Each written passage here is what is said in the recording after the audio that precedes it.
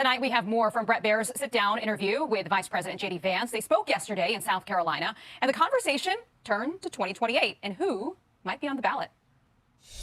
You talk a lot about policy, but just the politics, and I know it's very Washington to talk about politics, but when the president says 2028 and he has the Trump 2028 hat, what do you think? I mean, are you thinking, is this real? Are you thinking about that? What's your reaction to that? So I was at the Oval Office a couple days ago, and there were some Trump 2028 hats floating around, and I put one on. I said, Mr. President, if you took a photo of this would go super viral. Yeah. And we joked about it and laughed. Look, what I've said, Brett, is I think that the president and I are going to be working together for years to come.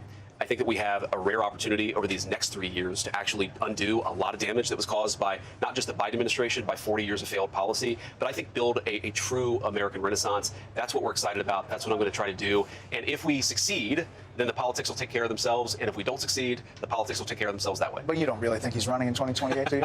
I'll let the president speak to his political future. I think the president, one thing I'll say about the president of the United States is he loves to have a good time with the American media. And I really do think that if we take care of business over the next 3 years, we're going to be in a great position politically, whoever ultimately runs as the president of the United States in 2028. On the Democratic side, do you think Alexandria Ocasio-Cortez, AOC, is the new leader? Could it be Vance AOC in 2028? President AOC, the stuff of nightmares, Brett. Thank you. You've ruined my sleep for this Who is evening. the leader of the Democratic Party? I don't know. Honestly, Do you think about it? I think to the extent that Democrats have a leader, Donald J. Trump is the leader of the Democratic Party. Against him because they're just against everything that he does. I mean, who could possibly disagree with rebuilding American manufacturing and ensuring these steelworkers have higher wages and better jobs? But anytime Donald Trump does anything, they have this emotional response. They have to be against it. Who could disagree with deporting millions of illegal aliens, many of whom are violent criminals? But they do. They have. And I think that what they do is whenever Donald J. Trump does something, they react negatively to it. They don't have real leadership. And I think it's why I'm not too concerned about 2028, because if I wake up in a fantasy world where the Democrats actually have constructive ideas about how to govern this country, that'll actually be a good thing. But if in the world that we actually live in, where they're just anti-Trump about everything, the politics of 2028 will take care of themselves. I know the president talks about polls, and he's not a fan of how the polls are done. But the approval ratings for you, for the president, if you look at the polls, not just one, but a span of them, are not great 100 days in. They're great on border security, but on the economy and overall approval, it's a little underwater.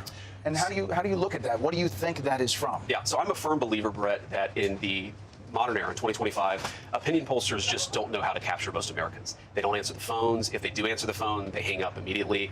I saw this in the 2024 election, where, remember, I lived through this even more personally than you did, where every mainstream media pollster said Kamala Harris is going to win the popular vote. Kamala Harris is going to win 6 of 7, maybe even 7 battleground states. And there's one pollster I really trust. His name's Tony Fabricio. I said, Tony, what's actually going on? And he said, unless I stopped knowing how to do my thing, we're going to win 7 of 7 battleground states, and you guys are going to win the national popular vote. You've got to be able to go to people where they are. I think that, again, you do a good job.